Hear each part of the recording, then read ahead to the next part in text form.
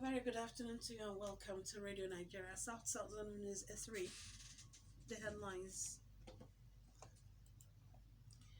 Organized labor warns states against non-implementation of new minimum wage. 5 groups benefit from Akwa Ibom State Community Social Development Program. UK set to leave the EU at 11 p.m. tonight. Today's commentary is on information technology, an economic booster for the nation. Details in a moment. Be careful with inflammable materials this season to avoid fire outbreak. My name is Rachel Onah with the news. Now the news in full. Organized labor has warned states that are yet to implement the new minimum wage that the consequential adjustments for workers to be ready for a showdown with the unions.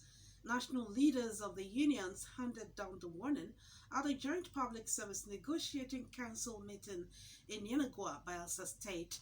Correspondent Alam Bodatonye reports that they also advised the federal government against arbitrary increase in taxes and electricity tariffs. Federal government has rolled out various entrepreneurial and vocational skill training programs for 800 youths in Delta State.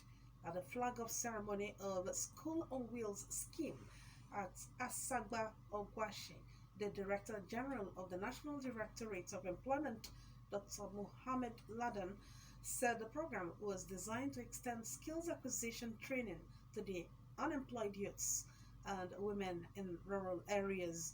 Correspondent Sam Erise brings the details. 5 more vulnerable groups have benefited from the Community Social Development Program, an Akwa Ibom State project assisted by the World Bank to embark on micro-projects that will improve their socio-economic well-being, presenting checks for the first tranche of funds to the benefiting groups at the end of the 2-day training in Oyo. The Commissioner for Economic Development and Ibom Deep Sea Port, Mr. Akan Okun, stated that the government was committed to the welfare of its citizens.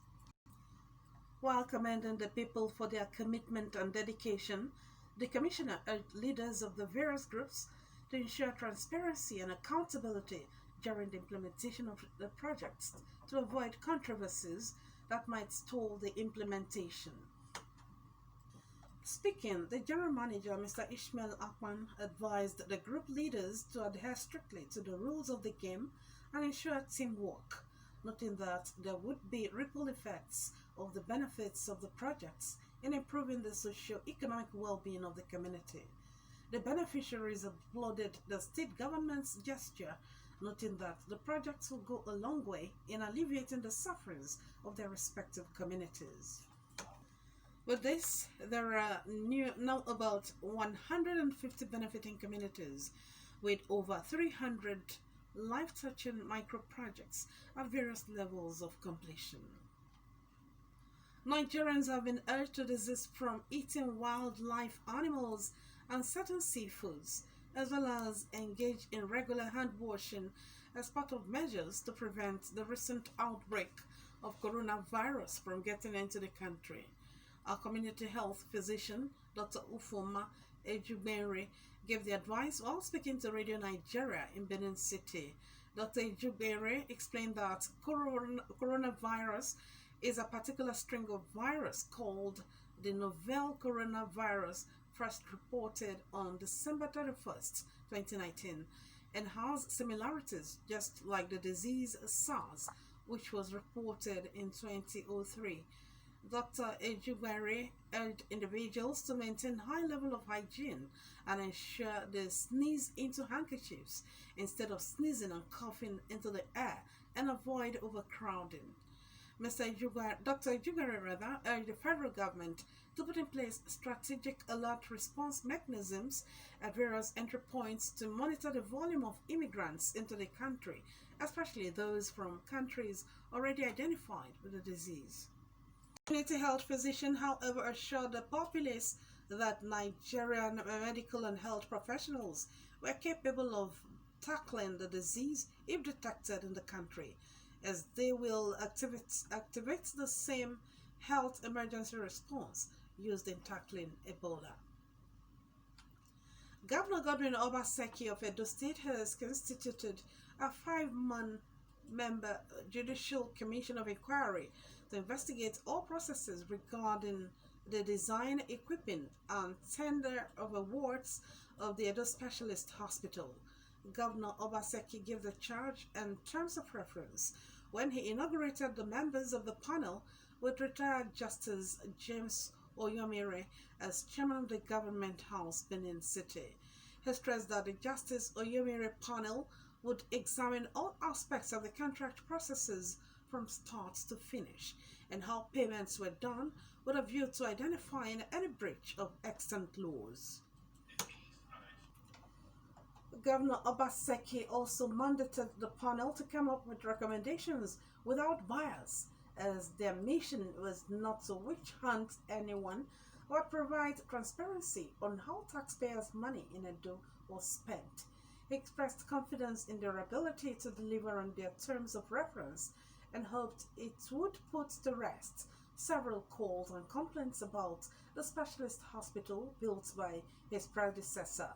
Chairman of the panel, retired Justice Oyomire, assured that they would review all areas specified with fairness. Other members of the panel include Professor Emmanuel Obaseki Ebo, Mrs. Elizabeth Owaifo, Mr. Enemaku Igomo, and Assistant Director, Ministry of Justice, Mr. Anthony Ezobake as Secretary. The new wing of the Edo Specialist Hospital was built by Conrad Adams Oshomole and inaugurated by President Muhammadu Buhari in 2016. You're listening to Radio Nigeria, South Zone is a 3. Here are stories in the bulletin so far. Organized labor warns states against non-implementation of new minimum wage. 5 groups benefit from Akwa Ibom State Community Social Development Program. Still ahead, UK set to leave the EU at 11 p.m. tonight. Plus business, entertainment, sports, commentary, and weather. Do stay tuned. Glad to have you back. The news continues shortly.